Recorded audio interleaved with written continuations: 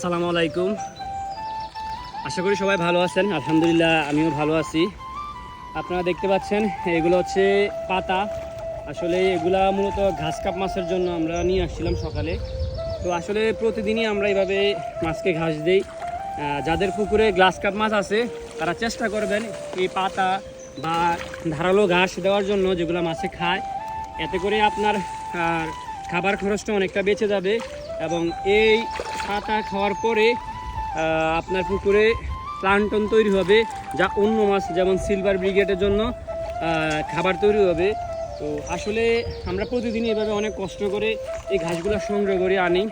মূলত হচ্ছে আমাদের এখানে প্রচুর পরিমাণে গ্লাস কাপ মাছ আছে, যার কারণে আমাদের অনেক পাতা লাগে।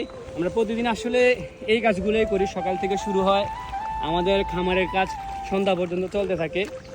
তো আপনারা যারা পরানের মাছের খামারের সাথে আছেন তাদেরকে অসংখ্য ধন্যবাদ।